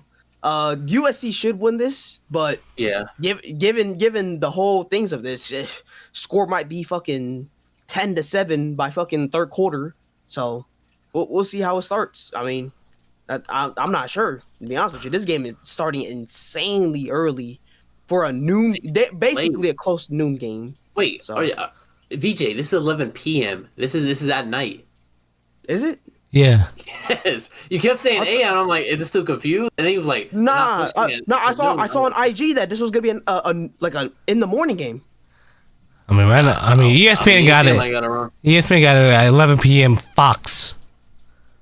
I don't think that's good in general. Then, yeah, for Michigan State, that's not good for Michigan State. Then, yeah, nah. USC should do. Then USC should take this all the way. I remember seeing all this was at fucking in the morning, bro. Like, I could try to find it, but I remember seeing all this was in the morning. I don't know if they moved the times, but that's what I remember seeing. So, okay. I just look at this game. This could be one of them. USC got the win against Purdue last week. 33, I think 17 or something like that. So they did what they needed to do. This could be one of the momentum games for USC. Like I said, they got like a couple hit makers in the middle of their schedule. In a stretch where they gotta really play ball. But yeah, shout out USC. They're ranked. Hey, ranked team. I love that. But yeah, nothing too crazy gonna go on in this game. I don't think. Even if it is an upset, it is what it is. But I just think again, one of them seats here, Big Ten teams I like to keep my eye on. Yeah. Moving on, we got a Lenore Sellers being probable. I think he's gonna play against Bo Prabula. Bo Prabula's put up them stats. A 7 TD to 1 interception ratio. He's been getting it done for Mizzou, man. And Mizzou fans are really hyped about this team. They think they could really do damage in the SEC and really do something with this lineup they threw out there. On the other side, you got South Carolina. They're playing with the backs against the wall in a lot of these SEC games just because I feel like the offense just hasn't clicked. Lenore Sellers, I'll talk about his progression. Like he really hasn't, like, I haven't seen that much better play out of him since last year. And that was one of them steps that he needs to take to be a better quarterback. And I think the South Carolina offensive playbook needs to let him like branch out and figure out something like that where he can make them throws and they can test his mind because he's very smart. He should be able to figure this out on the field. But they really just they really like to just keep him, like, I feel like very like just in front of him, very like just watching his lane, staying in his lane and doing that. That's just how I look at it, bro. Maybe it's different this year that I haven't seen in the highlights that I've watched. Yeah. But that's just how I feel. Lenore's only has 2 touchdowns, 1 interception. We're going into week 4. Yeah, that is kind of crazy. That is insane for someone that should be a potential top 5 pick and a franchise quarterback in next year's draft. Yeah. Damn, that is crazy. Only 2 TDs, bro. What's going on, bro? Oh, we on the other Jonathan Carver, though. Got 7 TDs. Jonathan Carver, though. I fuck with bro.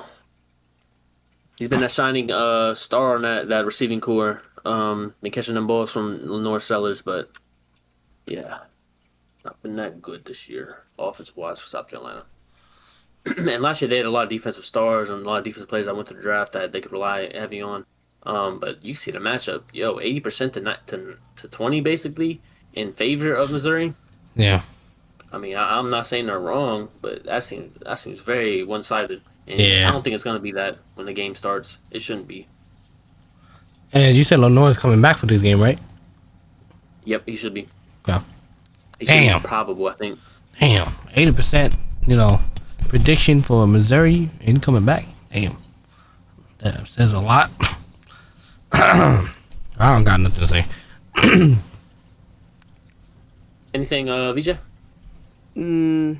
Before I want to continue on, I did a little bit of research. So it's next week's USC game that I was talking about, basically. Oh, the 9 a.m. For their whole like rant of that. But to continue on for this one at least, this is a good one for Missouri to get them like into that ranked talk for them, in my opinion, like heavy ranked talk than that, in that sense, because Missouri, they look good, they have looked solid. I seen one game of Missouri. I'm actually like pretty impressed from what I saw. They look good. South Carolina's coming off a loss. This is honestly the best time for Missouri to strike. You're at home. You're facing South Carolina. This is the best time to strike. Lenore's, realistically, we don't know if he's going to be 100% playing into this game, like fully confident. And then on the other side, the whole main talk of South Carolina even being so like well is because they had Lenore Seller being a Heisman level quarterback, as people were saying, and their defense was also there. However, last week we just saw their defense did not look well against Vandy. So now Missouri coming in and they're trying to get back on track, getting into that ranked level, trying to hit the strides of the middle of the pack of the SEC, maybe even the upper echelon of it, especially how beatable every team has looked so far this year for the SEC. Yeah. This is definitely a good game for Missouri. I expect Missouri to pull this one, but it's the SEC. It's the SEC. Anything can happen. Anything. Any team that you think looks bad can come out on fire and actually play up to the level of they might be able to compete in this conference. But I look at this Missouri game as similar to the Auburn game. These are two kind of irrelevant, forgotten about teams that could project themselves into that upper echelon, the SEC, where we're talking about a Jackson Arnold or a Bo Papula in these talks.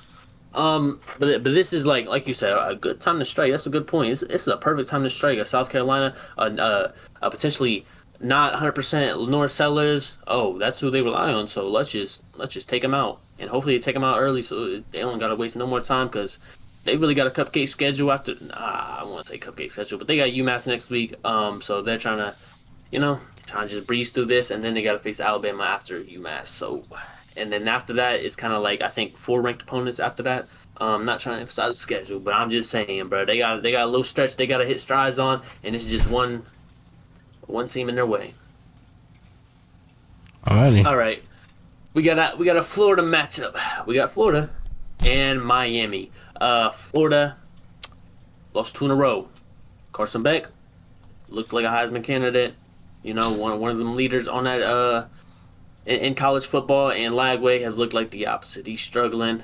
Carson Beck's hitting strides, but I think Lagway got to get his shit together if they want to have a chance, obviously. But Carson Beck just need to keep doing what he's doing. I don't expect him to stop. And his Florida defense doesn't.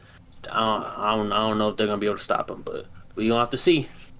Yeah, more interceptions and touchdowns. How y'all feel about this?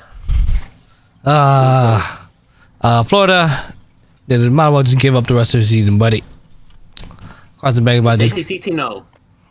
That is true, but I mean, would you say this would be Miami's first test? Nah, bro. They played Notre Dame in the beginning of the season, and that was a test in itself. So it's like, bro, Lagway come off a 5 interception game.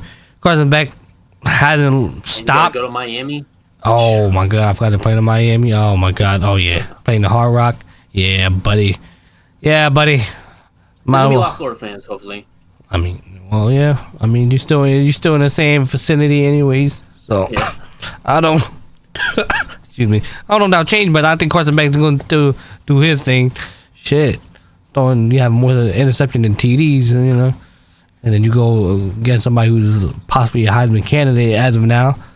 So it looks like it's going to go in favor. Everything all points towards the Miami Hurricanes. But you know, then again, you know, Florida is from the SEC. You never know. This might be the bounce back game. And DJ Lagway, instead of throwing fucking 5 interceptions, you throw 5 TDs, no interception, and then the roles reverse. I don't know how possible that is, but you know, you can never doubt it. Possible. Yeah, this is college football at the end of the day. Yeah, it is college football. Yeah, this is an SEC team that had high hopes at the start of the season. They're gonna drop 3 in a row. I think I could see this, and it'd be like completely different Florida team on offense, and for Miami, it's completely different defense or a completely different team in general because their defense hasn't looked bad. But this is college football at the end of the day. If this is the bounce back game, bro, you lost 2. 5 interceptions is crazy. You just can't do that again. And don't throw 4, don't throw 3. But if you could look like somewhat progressively better, and I know they should hit this film, or they should hit these practices way harder than they did last week. At least Lagway should, and hopefully he can learn from these mistakes and actually like play way better than he did last week. And that ain't asking for much. But still, it's gotta be one of them games where you just hope Miami just doesn't come out maybe the sharpest, and you can just take advantage. No. It's college football at the end of the day. Anything happens. College football. Yep. VJ? Personally, I think Miami just has all... This should be a Miami win naturally right now from how I see it. Yeah. I mean, I don't think Florida presents anything to shine themselves out in terms of like having a clear advantage or like something to be advantage of against Miami. Like Miami's looked very good so far, very good win against Notre Dame, and now they've pretty much done what they have to do so far. Florida hasn't looked great. I mean, I'm expecting Carson Beck to keep performing the way he's performing. I mean, as long as he keeps going the way he's going, honestly, it should be good. I think. Is this a night game? I can't tell the time. 7:30. Yeah, this is a night game in Miami, like for Miami home. Like, dude, this should go in the way of Miami more than that. I mean, there should be Florida fans. I probably see like it'll probably be like 70-30, 80-20 type of splits, but I don't know. I mean, like I said, Carson Beck's playing like a sneaking his way slowly to like the Heisman top 10, top 5. You know, DJ Ukulele still not performing the best, so it's like that's a nice name. You already said it, man. That's his name to something. I can't tell the difference. So, DJ Ukulele right now just ain't there. We just gotta see like everyone keeps saying the potential's there. It ain't showing right now. So, you gotta see what happens. But I just expect Miami to just I won't say steamroll, but I confidently expect Miami should win this game. Stop the ukulele slander. Put the whole house on it. You putting the whole house on it? Miami's winning? A whole house? House? Nah, I ain't doing no house. I don't care about the. But I should expect Miami. If I was a betting man, I'd bet Miami for sure. How much? If I would have put 100, I definitely would confidently put 100 in Miami. Damn. All right, moving on to our last game. It's not the most high-powered matchup, but I think it's definitely something to look forward to. It's a night game at Indiana. Indiana Hoosiers with their new transfer quarterback, Fernando Mendoza, who's great this season, versus the very veteran Illinois Fighting Illini with Luke Altmaier at quarterback, who's looked great as well. As you can see from both quarterbacks, they haven't thrown an interception this year, so let's see if one of them can make a mistake in this game. Oh wow, dude. All right. Seems like, damn, they really haven't done the interception. Look, but I mean, who they played? Yeah. What do you? I mean, Duke. Anyways, 62% odd to win for Indiana, and they're playing at Indiana. I mean, at least Indiana's keeping that like the winning streak alive. Same as last year, how they was like, you know, looking at that top team. Oh, they're finally about to knock out Ohio State. You know how that goes. You had to go smoke a cigarette on them type shit. Google me type shit. But they still seem like they're keeping. They haven't. It wasn't just a fluke year, bro. So I mean, obviously, it's still only. This gonna be the 4th game of the season. Obviously, there's still a lot left into the season.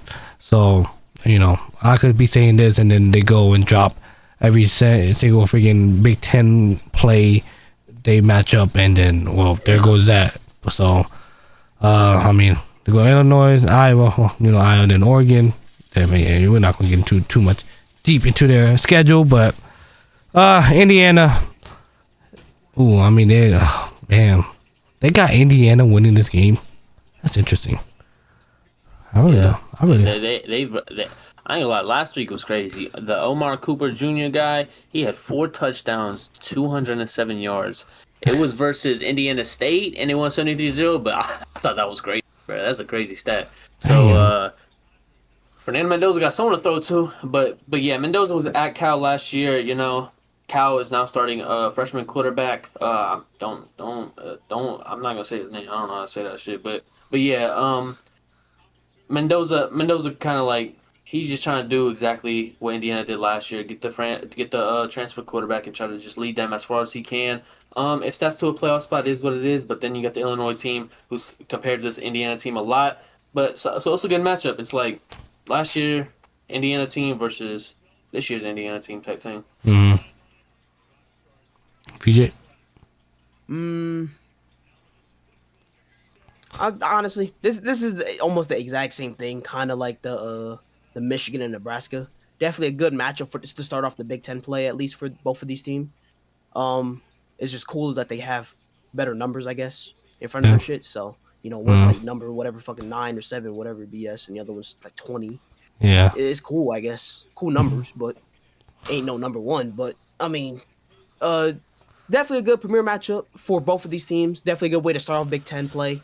I think both these teams have like such a big win like thing for them. Like I think if Illinois wins this, I think it kind of proves them to be like, okay, these guys are they're stomping their ground. Yeah, they're setting their foot down, stomping it. Like this is like they're asserting themselves in the Big Ten a little bit more.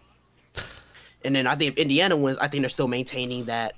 They from last year, actually continuing that momentum they had from last year into this year a little bit. I think it could go both ways very well for both teams. I think the team that would loses the most, though, if they were to lose, is probably more Illinois. Yeah. Obviously, given the number 2, they're highly ranked in a way, but at the same time, it just kind of proves that were they really that good? Yeah. When you lose to, honestly, a rebuild Indiana team. Because, I mean, last year, Indiana kind of had their team was really more of a, was it James Madison squad, basically? Like, that's where Kurt Signetti was from. They basically just took all their players and just plopped them on Indiana. That's basically what they did. I think this year is more different and difficult because this is basically a new rebuild team.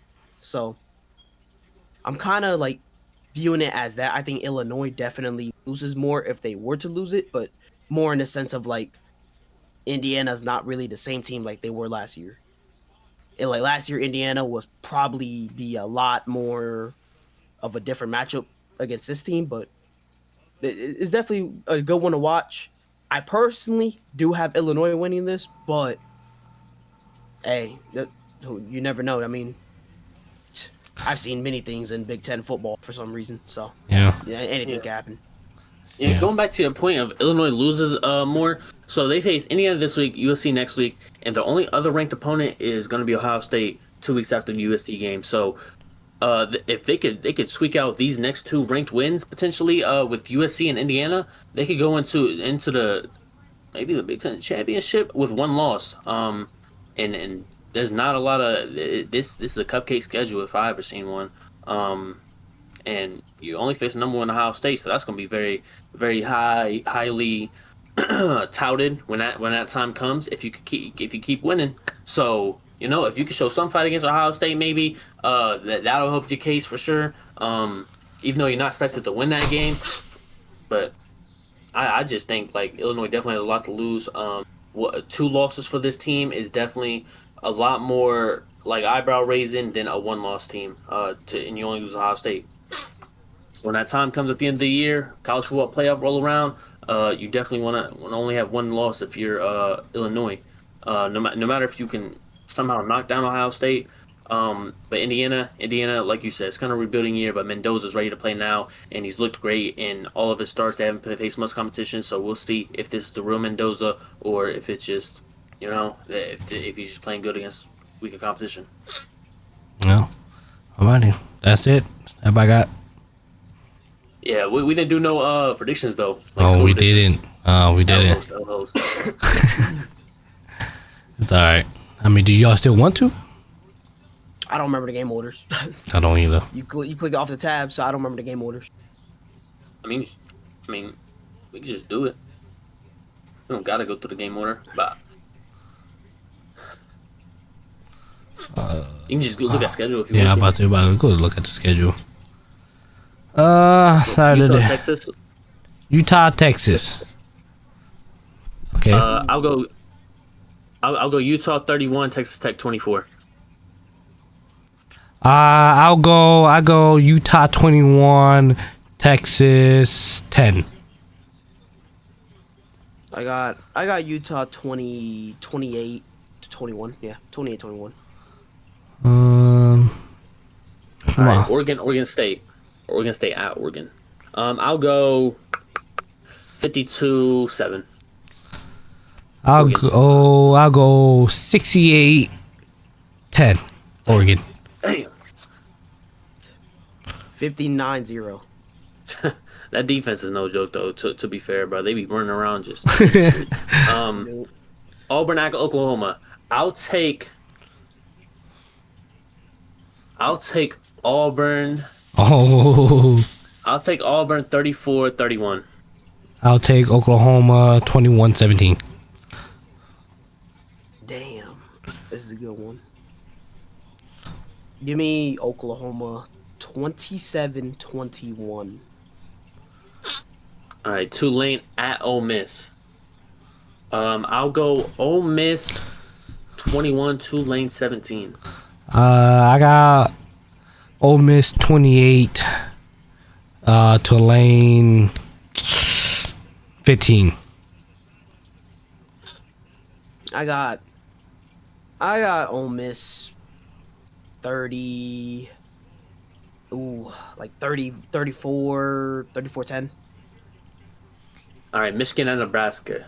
I got Nebraska 38-28. I got Nebraska 24 20. Ooh.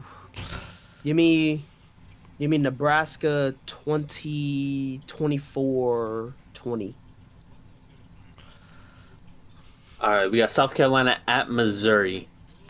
Give me Missouri 35-24. Give me Missouri 28-17. I got Missouri 31-14. All right, we got Florida at Miami. Let me get Florida 42, Miami 31. Whoa. Go. I got Miami 42, Florida 21. Give me Miami 38-21.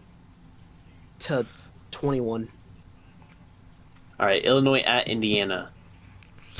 Let me get Illinois 24, Indiana 14. Yeah, let me get Illinois 21, Indiana 18. Give me Illinois 31-21. And last one. We got Michigan State at USC. Let me get USC 28, Michigan State 10.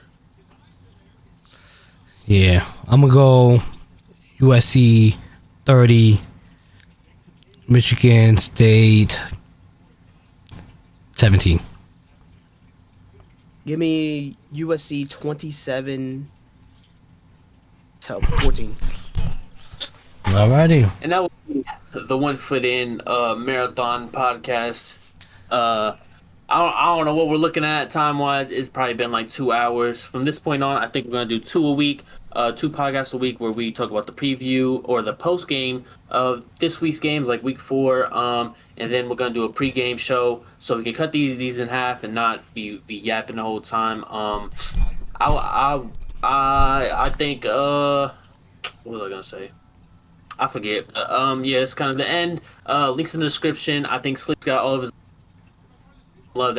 That's where we're live right now on his channel. It's Thursday around 8 o'clock. We usually start somewhere around there. You know, after you get off of school or get off your job, you can come right in. You can talk ball. We could just answer some questions. I know ball. VJ knows ball, and Slicks knows. Trying to know ball. But we appreciate y'all. W host. I don't know if you got anything to say. Yeah, that's pretty much it. Like I said, live every Thursday, 6 p.m., 8 p.m., 6 p.m. at the earliest. If you get lucky, 6 p.m. But usually it's been that 8 p.m. consistent. Like I said, Cam, my link is in the description. So click that link, click the Twitch link. We'll follow me over there. That's where we live. And also another thing is, we try and do 2. So we're gonna do the post game of whatever week we're on. So it'll be week 4. We do the post game of week 4. That's gonna be recorded, and then we're gonna do a preview to next week, which will be Thursday. So, like I said, if you're from the Buckeye fan room or the One Foot In, whichever one you guys are coming from, go ahead. Join us over here when we're live on Thursday. We can talk about anything college football related. But yeah, it has been us, One Foot In. Thank you, Ken. Thank you, VJ, for showing up. But other than that, we appreciate all the love, support. We catch you guys. We catch you on next.